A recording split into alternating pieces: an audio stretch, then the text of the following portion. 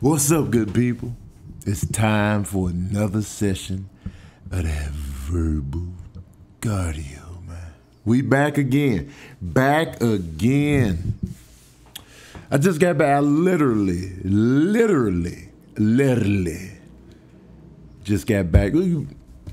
Before I even begin, man, give a shout out to my co-host, Water, man. Water is out here, man. Water is life.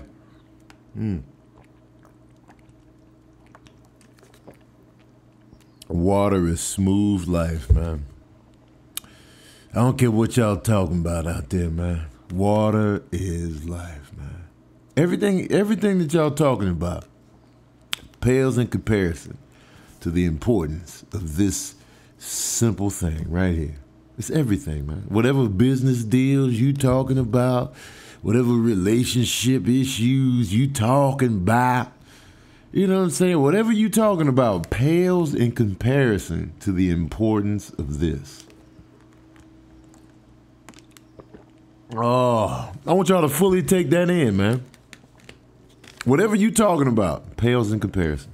Yeah, I got to pick the kids up. He's struggling in school, blah, blah, blah. I just don't know about him. You know, it's not working. Oh, man, you know what I'm saying? I got a business deal I got to close. It still pales in comparison to water, man. Just want to put that out there, man. Anyway, just got back, man. Fresh back in LA, man. I was in Chicago for 3 days. And it was good to be back, man. It's good to be back. I hadn't been to Chicago since. I was there real quick, like an overnight thing, because they messed up on my flight. But I don't count that. So last time I was really in Chicago, like for real, was 2007. 2007, man. So it's been crazy long. Crazy long, babe. I got booked to do Riddle's Comedy Club out there in Alsip, Illinois. And I had 2 shows Sunday night. I got out there Sunday, flew out there Sunday, you know what I'm saying? Got the good old Southwest ticket. You know what I mean? Want to get away joint. Thing about Southwest, man, it's open seating, man. Every man and woman for themselves in the Southwest, man. You get on there first. You get your pick of the litter, man. But you get in that C-section, no pregnancy.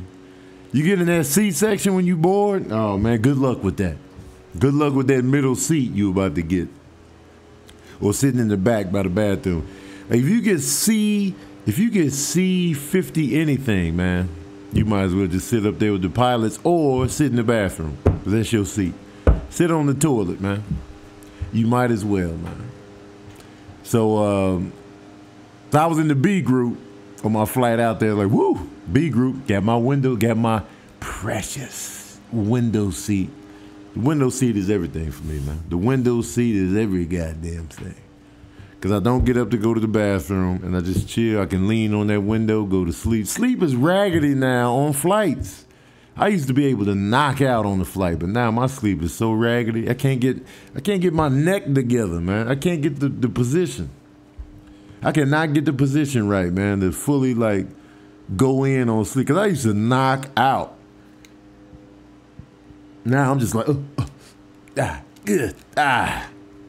You felt like I was crammed in a crate, man. Cram. Anyway, the flight out was smooth. TSA pre finally worked for me, so that was dope. They looked through my bag. They don't know what they be looking for, man. Just send me through, man.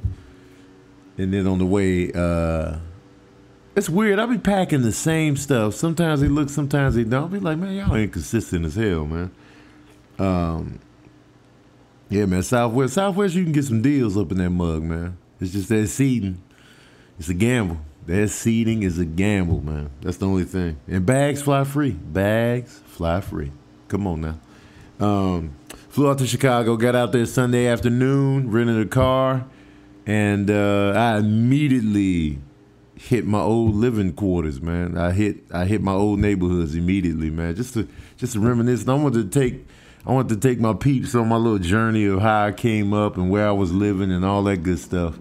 And yeah, man, I hit up 36th Street first between Wabash and Michigan, where we live. Had a lot of memories there.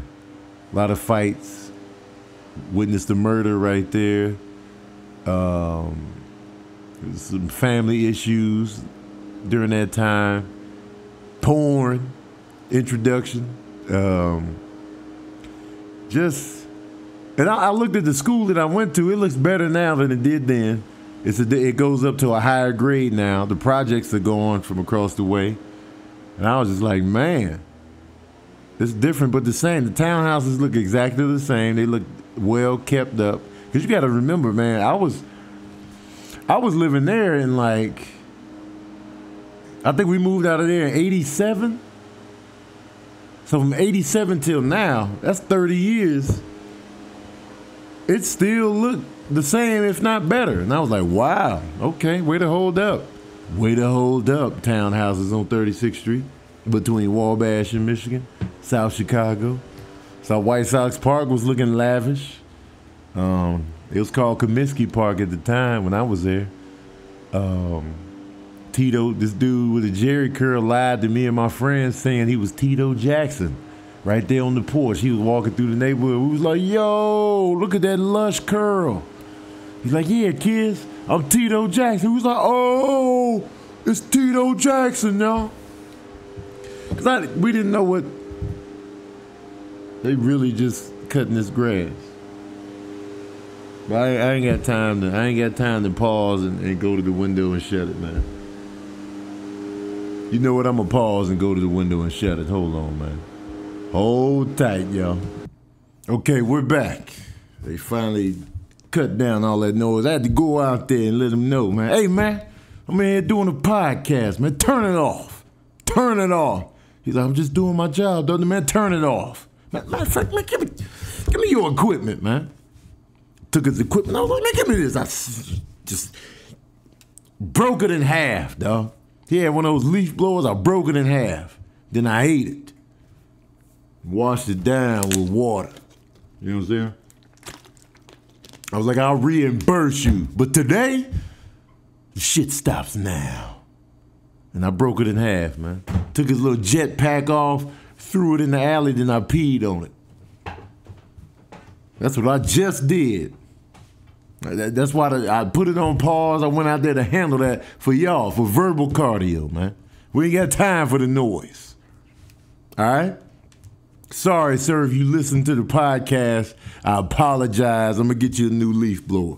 But you should have known better than to cheat a friend. Wasted chance that I don't know what the rest of the words was, the careless whisper. But it just felt right in the moment. Anyway, man, Chicago, man. First of all, let me post this. I was going through the city reminiscing about the stuff I used to do as a kid. And so I posted, we used to grab booties back in the day as kids. Like, I used to do it 7th and 8th grade.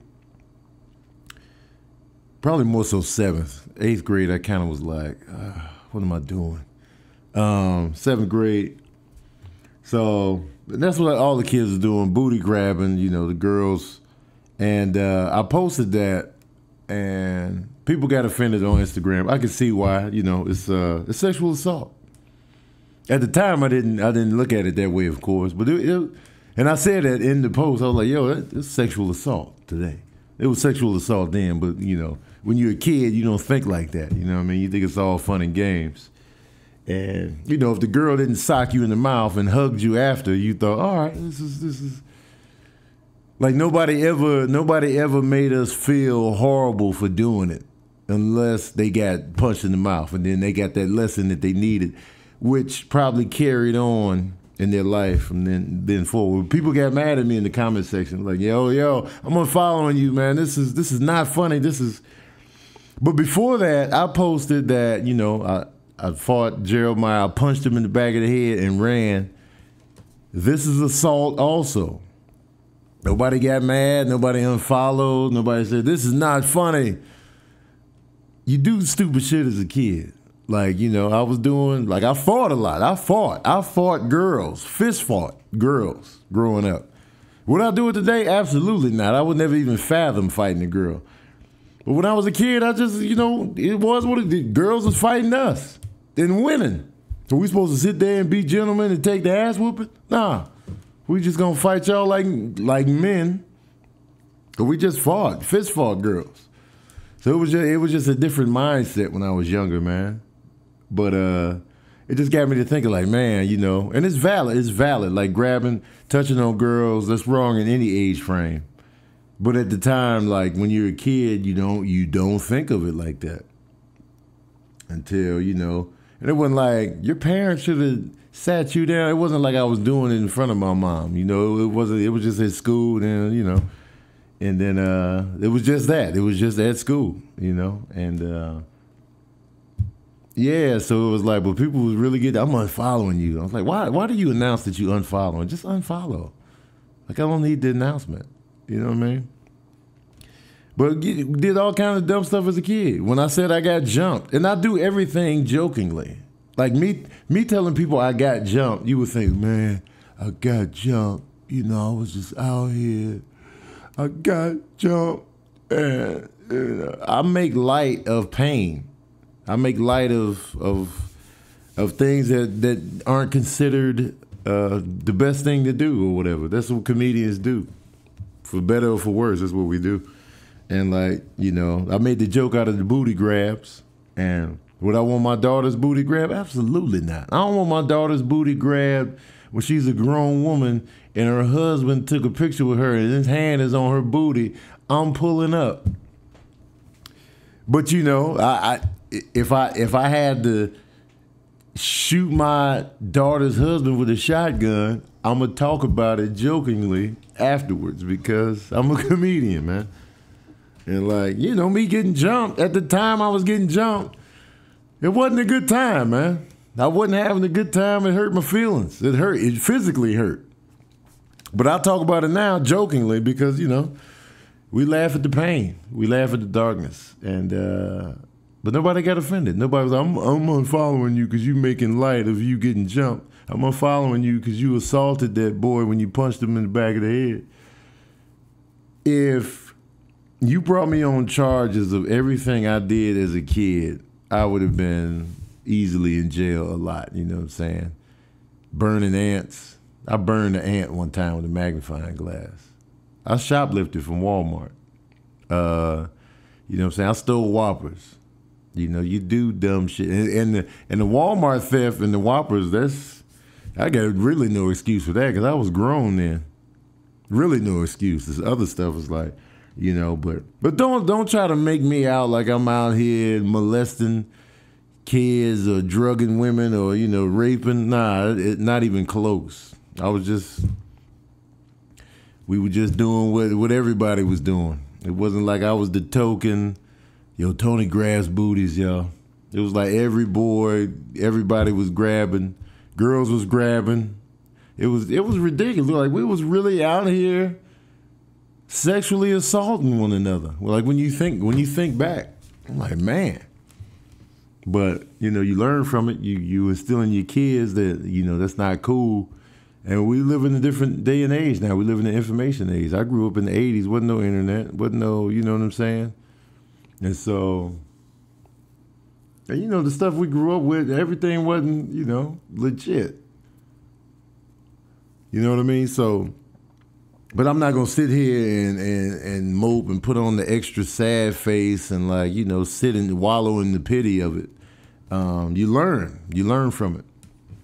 And that's what I did. And that's, you know, my actions show that throughout life. But if you got offended and unfollowed, then you probably won't even hear this podcast.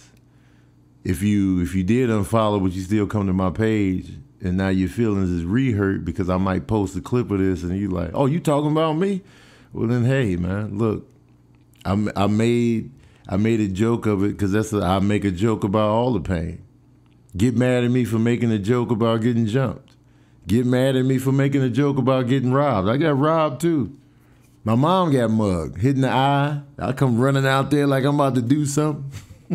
Like, who out here? I was little, shirt was off, my little fat stomach.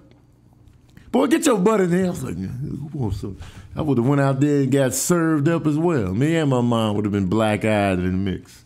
But when you look at the seriousness of it, oh, it's not funny, you know. Of course it's not funny, but what can you do? We gonna wallow in the pain and just sit there and be hurt by it, or are we gonna make light of it so we can heal? That's what comedy is, man. And I'm very open about, you know, my life and like stuff like that. So even the stuff I should be ashamed of, I'm gonna just talk about it and, you know, put a little humor spin on it. Just sort of go down easy, man. I don't want y'all out here feeling sad all the time. I'll talk about, you know, break-ins and drug use in the family, and like, you know, I could go in on that. We all get offended. Like, man, drugs ain't funny. I know they ain't funny, but I'm gonna make it funny because that's my job. That's what I do. Anyway, so there's that. There's that. And to the girls, especially Katrina Wilson, to the girls' booties I've grabbed at Ruggles, and that was the only school I was really grabbing booties. Ruggles. I apologize. You know, definitely. I'm definitely a changed man. But if we're dating, I still grab booties. Like if we dating, I'm a booty grabber. Booty grabber. That's me. I'm touchy-feely. I don't molest. Never molested. But, and you gotta say that, man. People out here with they done did some real shit out here. Like, you know, people you fans of, I'm sure. I'm putting it all out there. I've never molested. I've never been molested. If you consider feeling on a girl I'm dating or messing around, then okay, well, yes. But, you know, if you look real deep with a fine comb, everything's molestation and assault, you know. But if you my girl, your booty's getting grabbed. Sorry, I apologize if that offends anybody. That's just what I do, man. It's what I do.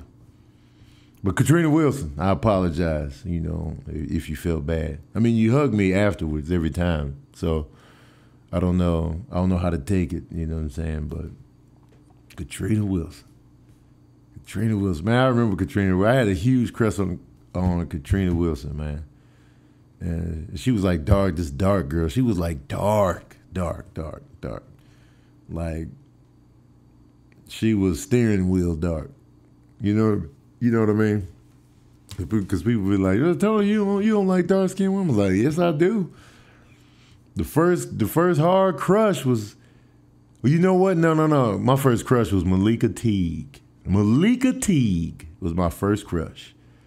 She lived in the townhouses I went to on 36th Street, and me and my boy Leon wrote her a joint love letter. Like, we collabed on it, man, because we both liked her. It was me, Leon, and Robert. We were the three best of friends. Me and Leon, we were like the Fat Boys. I was like, if you remember the Fat Boys, it was each one was fatter than the other. And I was the least fat of the three. But, you know, we was all chubbed out here. So I was like the Prince Marky D of the trio. And so we liked Malika Teague. And she moved to the neighborhood. She was just mad cool, man. Her and her sister Falami. And I remember they moved into the neighborhood. Their mom's name was Rita. I forget what Pop's name was. They were just a good family, you know what I'm saying? But they didn't live there long. But man, you know, we hanging out tough. And I was like, yo, I like Malika, man. Yo, me too, dog. And I remember all three of us, we were like, yo, Malika, man. Yeah, Malika.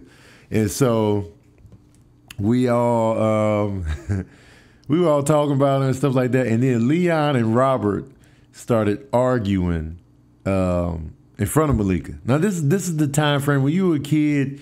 You didn't want the person you liked to know that you liked them. It was just mad embarrassing. You didn't want to put the risk in the air. Same way women still do this today. Grown women. Like, I don't want him to know. I don't want to say nothing first. Y'all still do this. But back then, boys didn't even do it either. So we were like, oh man. So they started arguing with one another while Malika was out there, and they put each other on blast that they like Malika. That's why you like Malika. Well, you like her too.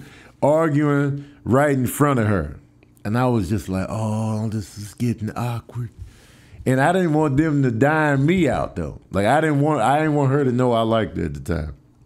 I was like, please don't dime your boy out. Please don't dime me out, fellas. Just don't do this. Don't do this, fellas. And yeah, man. So they didn't dime me out. So fast forward a little bit, and so me and Leon go in, write her a joint love letter. Leon had that prime time handwriting, so we had him write it out. I was sitting there like, yeah, say this, that, and the third. You know what I'm saying? Like, you know, I got away with words out here. You know what I'm saying? We write the joint love letter, put it in a little envelope. They had some little Care Bears cards out there. Use the Care Bear. Boom. Put it in there. So we deliver it to her townhouse. And like where we lived, everything was just doors down. If you saw my Snapchat on 36th Street, you saw how close everything was. So it was like I lived like kind of on the corner. Leon was in the middle, and then Malika was towards the other corner, but not all the way. So Leon lived closer to Malika than I did, and I was on the far end. So we go to her crib, drop the letter off. You know, me and him went together, dropped the letter off, like, yeah, you know what I'm saying? This is for Malika, you know what I mean? They went in the house, closed the door, and me and Leon was like, let's get the hell out of here, you know what I'm saying? So then Leon's mom busts out on cue, like, Leon, get in this house. And he was like, oh, snap, he must have did something. He in trouble now. So we go over there. We get to Leon's door, and his mom's like, nah, you can't come in, Anthony. Sorry, but I gotta. She slams the door, so I'm stuck outside. And nobody's at my house, and I don't have a key. So I'm pretty much just stuck outside. And I'm just like, And then Malika and her sister come busting out of the apartment, skipping and dancing and like, y'all like Malika, and they skipping and singing, and they just skipping around. I'm just like mortified because I'm on the porch taking it. I'm supposed to be in hiding. She's supposed to look outside. Oh, they was cute for this. Where they at? I gotta sit there and take it solo. Me and Leon went in jointly on this love letter. Now I'm sitting there taking it. Oh, I was so embarrassed, man. I was just like, yeah, well, you know. Leon wrote he felt most of the feelings. I was just there. Yeah, oh, crap. You know, mind you, like being grown now, I'm like, yeah, I wrote it. You know what I'm saying? But then you didn't want to be caught. I was like, so I took that to the face. And Malika and them moved away, man. They moved, like shortly after that, they moved to Atlanta, man. I was mad sad that they moved. I was like, y'all moving? Because me and Malika had a good rapport, man. I think, because I can't remember if she confirmed it or not. I think she liked me too. I don't want to be, you know, out here tooting my own horn. Like, yeah, she liked me too. I think she did. And so we would definitely, you know, hit it off later on down the line. But they moved, man. They moved to Atlanta, man. I was like, oh, man, come on. Moved to Atlanta. I remember hearing that their mom had got real sick. And I want to say she passed away. I hope I'm mistaken, but I want to say their mom passed away. Yeah, but man, I was like, man, they moved away. Like, it was another girl in the townhouse. Her name was Adriana. Me and her fought. That was our introduction to each other. We fought. Because, like, when her and her family was walking past the porch, I was clowning them. Man, look at y'all, man. I don't know what I was saying about them. They was a family. They all had, like, a weird eye. And I think I might have clowned on that or whatever. Then Adriana came on the porch, served my ass up, man. She socked me up a couple times. I wasn't ready for the sock up. And I was like, oh. And I was just on the porch, just took the L. I lost to 2 girls in fights. 3. Big Angie. She was huge. She ended up sitting on me at the end of the battle. Tamika, I think was her name. She lived next door to me. She was a lot older than me, but she socked me up. We had a nice little fight too. We were getting it in, mixing it up. And right when she hit me in that eye that last time, like pow, I saw hearts, and I was like, yes, this is assault, people. This is assault. We assaulted one another. But you do dumb stuff as a kid. Yeah, because that was Maurice's older sister, and I can't remember what she looked like. She was a dark girl too, but I was like, yeah. Like once she socked me up, I just laid there and was like, yeah. Because before that fight, I didn't really like her like that, but once we fought, now mind you, I don't remember why we fought. We just fought. We just fought growing up, man. I fought a lot. I fought my best friend Leon twice. I fought Robert. I just stole Robert in his face, man. Anybody could get it. I fought my brother Scott all the time, man. It was just Fight City, man. Anybody could get it, but Malika never got it because I was sweet on Malika. Adriana, man, because I used to go to Adriana and them house after I got out of school because her mom was always there, and I would sit at their house until my mom got off work. And I would always demand like a after school snack. I'd be like, you got an after school snack? I've always been about this food. That's what y'all need to realize. Food has taken precedence over everything, man. That's a constant in my life. And I was a butterball back in the day. So, after school, man, where my snack at?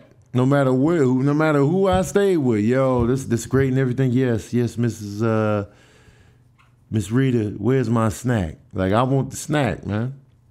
Where's the grilled cheese sandwich with the government cheese? I want it.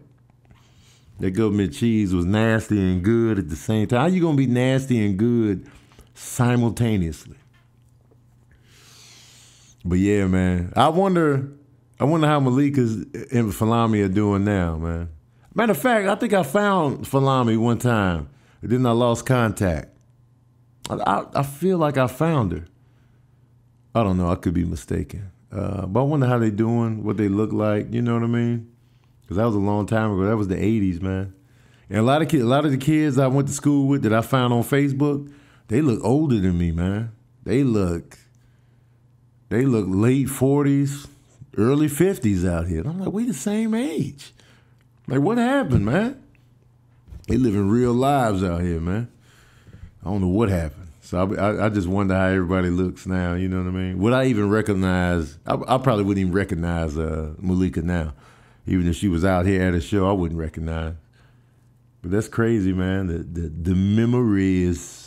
And when I went to the townhouse, I wanted to go to the backyard area to show you where I lost my Spider-Man, where Robert used to live, where Leon lived, where I lived. But it was people like out, and I didn't want to be weird out there shooting, filming at their doorstep. I'm like, man, get your ass out of here. So I was like, I just asked the kid, like, how long you lived there? He was like, 3 years. Then he kept dribbling. I wanted to get more information.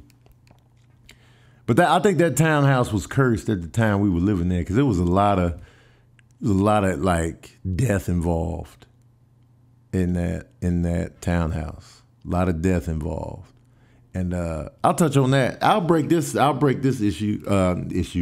I'll break this episode of Verbal Cardio into 2 episodes. We'll call it Chicago Booty Grabs. Part 1 and 2.